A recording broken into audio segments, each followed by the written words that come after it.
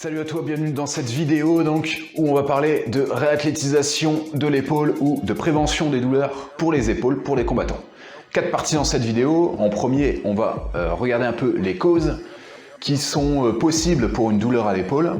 Ensuite, on va voir comment prendre soin de ses épaules. Encore une fois, soit en prévention, soit en réathlétisation. On va voir dans la troisième partie les règles fondamentales du mouvement, de placement, d'exécution des mouvements, la position que doivent avoir tes épaules lorsque tu t'entraînes pour ne pas te blesser. Et enfin, en quatrième partie, on va voir concrètement des exercices pour justement prendre soin de tes épaules. Et encore une fois, soit en préventif, soit en réathlétisation. Pour les causes, du coup, on va voir que les forces de l'épaule, ça fait aussi leur faiblesse. C'est-à-dire que l'épaule, c'est une articulation qui a énormément d'amplitude et de mouvement et de mobilité. Elle peut aller vers l'avant, vers l'arrière, vers le haut, le bas. On peut bouger vraiment ses bras dans plein de plans, dans plein d'axes différents. C'est une force, mais c'est aussi une cause de douleur possible. C'est-à-dire qu'un manque de mobilité ou un manque de stabilité des épaules, ça peut créer justement une blessure. Ensuite, au niveau musculaire, l'épaule est composée de 3 faisceaux, avant, milieu et arrière. Et souvent, ce qu'on voit dans les sports de combat, c'est le faisceau avant qui est beaucoup plus fort que le faisceau qui est à l'arrière. Donc, on a une posture qui est souvent légèrement voûtée vers l'avant avec les épaules qui partent vers l'avant. C'est normal, c'est parce que le muscle qui est à l'avant vient tirer les épaules. On a aussi cette position-là pour la garde, donc forcément, ça favorise ce faisceau à l'avant.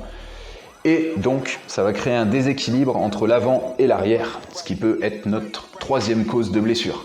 Quatrième et dernière cause de blessure possible, ça va être une mauvaise exécution de mouvement ou une mauvaise position, placement des épaules lors de mouvements qu'on va faire régulièrement, souvent. Exemple classique, mauvais placement des épaules sur le mouvement des pompes. Ce que je vois très souvent quand on fait des pompes, c'est les gens qui descendent avec les coudes qui partent sur les côtés.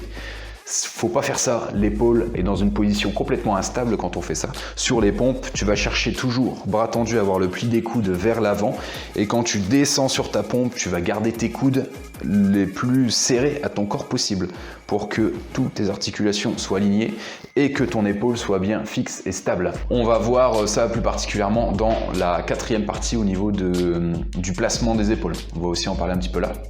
Donc voilà pour les 4 causes de blessure. Et en découle logiquement comment donc prendre soin de tes épaules. Déjà de 1, c'est pour ça que c'est important de toujours chercher la cause d'une douleur ou d'une blessure avant d'essayer la prendre en charge. Parce que si on ne sait pas d'où ça vient, forcément on ne peut pas régler le problème. Donc comment prendre soin de ses épaules? Logiquement, sur les 2 premières causes, on va renforcer la mobilité et la stabilité de l'épaule. Pour la 3e cause, on va donc compenser ce déséquilibre si jamais vraiment l'avant de l'épaule est beaucoup plus fort que l'arrière. Et tout simplement, on va renforcer beaucoup plus ce faisceau arrière pour équilibrer un peu la force et retrouver une bonne posture et une force équivalente à l'avant et à l'arrière, ce qui va permettre de renforcer cette articulation. Et comment on va faire ça? C'est en utilisant tous les exercices de tirage. Contrairement à ce qu'on fait souvent en sport de combat, on a de la poussée, et là, on va tirer beaucoup plus. Le ratio, je parle de l'entraînement plus prépa physique, ça devrait être 2/3 de mouvement de tirage et 1/3 de mouvement de poussée style pompe. Et pour la 4e cause, on va régler ce problème-là, si c'est dû à une mauvaise posture, tout ça, grâce aux règles fondamentales de mouvement. Comment, en gros, il faut placer tes épaules, mais aussi tes coudes et tes omoplates lors d'un mouvement. Donc il y a 3 règles fondamentales à suivre. Il faut vraiment que tu les gardes en tête à chaque fois que tu t'entraînes, que tu fais ta préparation physique. Au début, ça demande quand même un petit effort de concentration, de focus là-dessus, mais tu vas voir qu'une fois que tu as chopé le pli, ça se fait instinctivement. La première règle, c'est veiller au rapprochement des omoplates sur les mouvements. Je prenais l'exemple des pompes tout à l'heure. Sur les pompes, tu vas pas uniquement avoir le placement de coude que je te disais, tu vas aussi chercher à resserrer tes omoplates. C'est ce qui va faire, donc c'est ce qui va tirer tes épaules vers l'arrière. Et c'est donc ce qui va stabiliser vraiment ton articulation de l'épaule. Si tes omoplates ne sont pas fixées vers l'arrière, ça laisse de la marge de mouvement à ton épaule et donc ça laisse l'occasion à ton épaule d'être dans une position instable ou même une position faible et donc de te faire mal dessus. Deuxième règle, on en a parlé aussi vite fait, la position des coudes. Encore une fois, quand tu fais, je reprends toujours cet exemple de la pompe, quand tu fais des pompes, quand tu es en planche, n'importe quoi, quand tu es sur un mouvement de poussée, à chaque fois, tu vas chercher à pivoter ton pli du coude vers le haut, vers l'avant. Il ne faut jamais garder donc les coudes fléchis sur le côté. De toute façon, on le voit bien.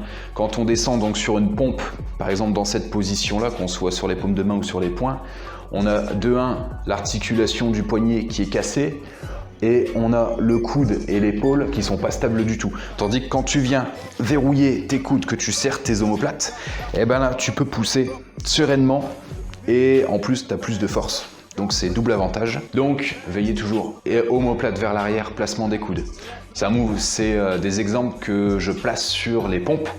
Mais en règle générale, ça va être tout le temps le cas. Même sur les tirages, tu vas toujours chercher à ouvrir la poitrine, à resserrer tes omoplates, à placer tes épaules vers l'arrière dans une position stable. Et donc la troisième règle fondamentale qui découle un peu de celle-là, c'est de toujours veiller au contrôle et au placement de toutes tes articulations. Il faut vraiment que tu sois conscient de chaque articulation de ton corps, de son placement, et de son placement pas uniquement en position statique mais aussi pendant que tu réalises le mouvement. Encore une fois, ça demande un effort de réflexion, un focus à avoir au début, mais une fois que tu l'as, c'est quelque chose que tu auras appris à faire et c'est une connaissance que tu auras pour tous tes entraînements futurs, pour toute ta vie. Donc tu l'auras compris, ces 3 règles-là, elles permettent de stabiliser l'épaule et de la placer dans une position forte et stable dans chacun de tes mouvements. Et donc de 1, 2 gros avantages à ça, c'est de 1 de travailler en toute sécurité, de ne pas te flinguer une épaule pour rien,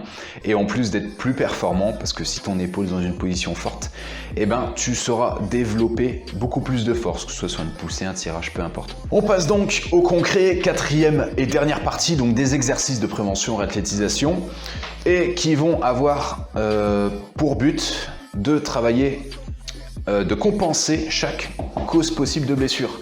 On va voir 5 exercices pour la mobilité d'épaule, 5 exercices qui vont travailler un peu plus la stabilité des épaules et 5 exercices principalement de tirage qui vont permettre donc de rééquilibrer les faisceaux avant et arrière de l'épaule. Même si tu penses avoir analysé et trouvé la cause, et si tu penses qu'il n'y a qu'une seule cause à ta blessure ou à ta douleur aux épaules, pense quand même à travailler entièrement toutes ces qualités physiques. Parce que même si par exemple tu souffrais d'un manque de mobilité, alors évidemment tu vas devoir travailler cette mobilité là, mais quand même travaille quand même la stabilité et l'équilibre. Comme je te l'ai dit, l'épaule c'est à la fois une articulation qui peut être très forte, mais c'est aussi une articulation qui peut être très fragile, qui est très fragile. Et ça coûte rien vraiment hein, de travailler tout ça, d'avoir un bon équilibre dans tout ça pour durer dans ton sport, continuer à avoir des bonnes sensations d'entraînement et des épaules fortes et saines. Sur chaque exercice, je vais te les montrer donc en vidéo et je vais expliquer par-dessus les consignes de placement. Donc la plupart du temps, ce sera juste un rappel et des exemples concrets de ce qu'on a vu dans la 3e partie, mais directement appliqué aux exercices. Comme ça, tu pourras te repérer facilement. Prends le temps de bien observer mon exécution sur les exercices. J'essaye de faire au mieux. Observe bien chaque articulation, au moins autour de l'épaule. Ça part donc des omoplates jusqu'au poignet. Et je t'invite à mettre ces consignes-là en place dès ton prochain entraînement. Dernière petite partie avant de passer aux exercices. Comment utiliser donc ces exercices justement? Si c'est en prévention, je te conseille de les mettre avant ou après tes séances d'entraînement, en piocher par exemple 1 dans chaque catégorie et les placer dans tes échauffements, ou alors de faire une à deux séances par semaine dédiées à ça, en prévention. Si c'est plutôt de la réathlétisation, le top c'est de le faire tous les jours, 15 à 20 minutes, en piochant 2 à 3 exercices par catégorie. Donc voilà, 15-20 minutes, vas-y très progressivement au début, écoute bien tes sensations, grille pas les étapes, si ton épaule fatigue, tu as une douleur anormale, fais attention à toi. Pense aussi à poser des questions, à faire intervenir tous les professionnels de la santé et du sport qui t'encadrent, donc médecin du sport, kiné. Parle-en à ton coach aussi si jamais tu as une douleur quoi que ce soit, qu'il adapte aussi un petit peu ou qu'il comprenne que tu prennes l'initiative de modifier un petit peu ce qu'il te propose parce que voilà, tu veux prendre soin de ton épaule. Si tu es un préparateur physique, quelqu'un qui s'occupe de ta réathlétisation, eh ben, parle-en un peu à tout le monde pour que tout le monde soit au courant et comprenne ta démarche. Et encore une fois, j'ai déjà dit dans d'autres vidéos, mais je répète ça parce que c'est vraiment important, le but d'une bonne réathlétisation, d'une bonne rééducation, c'est surtout pas d'aller plus vite, c'est de reprendre dans des meilleures conditions. Si tu reprends plus vite, tu vas augmenter ton risque de reblessure, de rechute. Donc si quelqu'un te dit ça, méfie-toi, prends le temps qu'il te faut. Au final, sur une vie, même sur une carrière, 4 mois, 6 mois, c'est vraiment pas grand chose et ça vaut vraiment le coup de s'attarder un petit peu là-dessus pour reprendre dans les meilleures conditions possibles. On est parti, trêve de blabla, sur les exercices. Salut à toi, je te remercie d'avance d'avoir regardé cette vidéo et on est parti. Ok, on attaque. Premier exercice des 5 axés sur la mobilité des épaules. Le premier va mettre l'accent sur la mobilité des épaules mais aussi des omoplates. Et le but, ça va être donc, comme tu peux le voir dans une position bras tendus, plis des coudes vers l'avant, de rapprocher au maximum et d'éloigner le plus possible les omoplates l'une de l'autre. Tranquillement au début, tu peux complexifier un peu le mouvement, soit en levant les genoux, soit en passant en planche. Et essaye de gagner en amplitude de mouvement à chaque répétition. Deuxième mouvement, le Beast Under Switch. On part dans la même position que le mouvement précédent. Première garde à la position de tes coudes, de tes bras. Et en levant 2 appuis opposés, on va passer la jambe par 2 sous le corps pour arriver de l'autre côté, dos au sol. Pareil, dans cette position, les bras doivent rester tendus, le bassin est proche du sol, les 2 pieds bien à plat. Et pareil, on va relever 2 appuis opposés pour repasser en position de Beast face au sol. Donc c'est un exercice qui demande pas mal de mobilité, de force au niveau des épaules et qui les fait travailler en rotation, donc un excellent mouvement. Ensuite, on a un travail d'ouverture en full squat. Et à partir de cette position avec tes 2 bras tendus, tu vas chercher tout simplement à ouvrir le plus possible et chercher le plus haut et le plus vers l'arrière possible avec tes mains. En gardant donc les bras en V et ça travaille donc l'ouverture des épaules en mobilité. Quatrième exercice de mobilité, des V push-up. Donc une variante des pompes où tout simplement tu vas chercher à monter les fesses le plus haut possible et une fois que tu y es, tu vas devoir aligner ton bassin, tes épaules et tes bras. Donc le but c'est pareil, travailler la mobilité de l'épaule, l'ouverture de l'épaule et en même temps de travailler la force dessus, la stabilité. Donc excellent mouvement également. On attaque le dernier mouvement, c'est une variante du pont, du bridge, version facile, focalisée sur les épaules. Donc pareil, là le placement des bras est à peu près similaire à avant, sauf que tu as les doigts qui sont complètement vers l'arrière, les bras totalement tendus, les épaules te laissent pas avachir, ouvre au maximum ta cage thoracique et à partir de cette position, bien en appui sur tes pieds, tu vas pousser le bassin vers le haut. Commence sur 2 jambes, 2 bras et puis ensuite, une fois que tu es à l'aise, tu peux retirer un de tes bras pour accentuer le travail de mobilité du coup sur tes épaules l'une après l'autre. Tu vas voir que c'est quand même pas mal exigeant pour les épaules, ça va tirer peut-être un peu au début, vas-y très progressivement. On attaque donc les 5 exercices plutôt axés stabilisation de l'épaule. On commence donc avec du squat overhead, donc là sur la démonstration, sur cet exemple je te le fais avec un manche à balai tout simplement. Mais si tu es à l'aise là-dessus, tu peux facilement rajouter une barre olympique et charger tout simplement progressivement. Évidemment, plus tu vas mettre de charge dessus, plus tu vas travailler les muscles stabilisateurs de tes épaules et tous les muscles qui composent la ceinture scapulaire, haut des pecs en passant par l'arrière, tout ce qui est trapèze. Tu peux aussi le faire pas avec une barre mais avec une charge dans chaque main. Vas-y très progressivement sur celui-là, c'est quand même relativement technique. Tu peux être déséquilibré facilement, partir en arrière, en avant. Donc vas-y vraiment très progressivement. Charge uniquement quand tu es à l'aise dessus. Deuxième mouvement, stabilité des appuis, le lateral ape. Donc c'est un mouvement inspiré de l'animal motion, comme sur le Beast, des 5 exercices de mobilité. Et tout simplement, en essayant de garder les bras tendus et les épaules immobiles, tu vas faire des rotations avec ton corps autour de tes appuis des mains. Troisième exercice, toujours inspiré de l'animal motion, c'est de la marche animale tout simplement.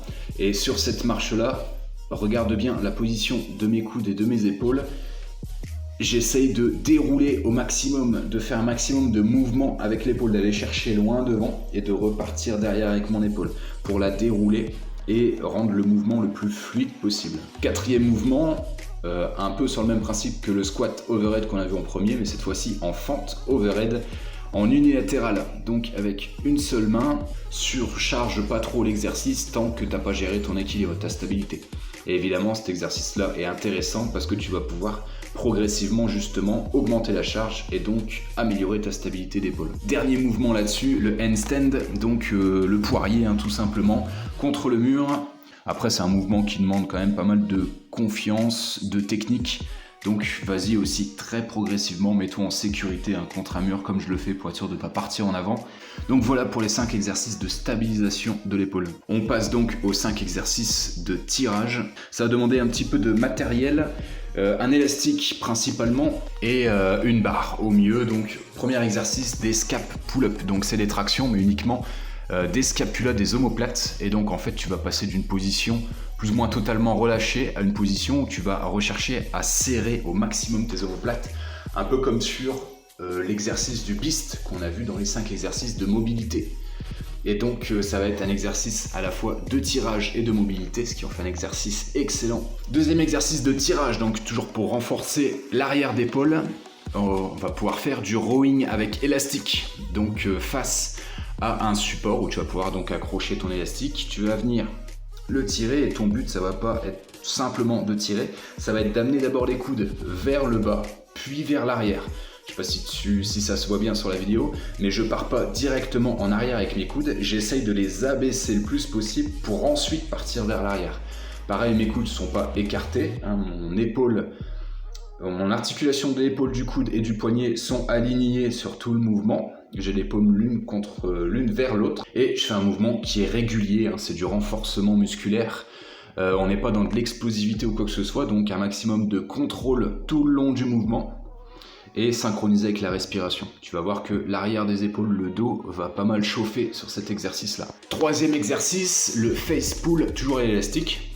Même principe que sur l'exercice précédent, donc cette fois-ci tu vas partir d'une position bras tendu et tu vas essayer d'amener l'élastique à ton front, maintenir un petit peu la position et revenir en contrôlant tranquillement. Là c'est pareil, tu vas chercher à resserrer tes omoplates vers l'arrière, à basculer tes épaules aussi vers l'arrière, à tenir la contraction, essayer de te focaliser sur l'arrière de ton épaule et relâcher tranquillement. Quatrième exercice, rowing inversé, là pas besoin d'élastique, 2 chaises et un manche à balai suffisent largement. Et comme sur le rowing à l'élastique, tu vas chercher non pas juste à tirer, mais à avancer tes coudes cette fois vu que tu es allongé, donc avancer tes coudes vers tes pieds et ensuite tirer la barre à peu près au niveau de ton plexus. Pareil, concentre-toi sur l'arrière de tes épaules et regarde bien comment je place mes coudes, essaye d'avoir la même position. Et enfin, un mouvement qui est excellent aussi, notamment en échauffement, ça va être de l'ouverture et de la fermeture aux élastiques. Donc regarde bien, position du coude, le coude est toujours collé, serré au corps. Et peu importe une variante ou l'autre, le mouvement doit être relativement simple, il ne faut pas prendre un élastique trop épais là-dessus. Il faut vraiment avoir une faible résistance parce que ça va travailler des petits muscles, les muscles rotateurs de l'épaule. Et ce sont des petits muscles fragiles qui n'ont vraiment pas besoin de beaucoup de charge pour travailler efficacement. En revanche, tu peux faire beaucoup plus de répétitions là-dessus, entre 15 et 20 répétitions sur ce petit muscle-là et sur ces mouvements. Ce sera parfait. Donc voilà pour tous ces exercices et j'espère que j'ai pu t'apporter quelque chose, que ça t'a plu.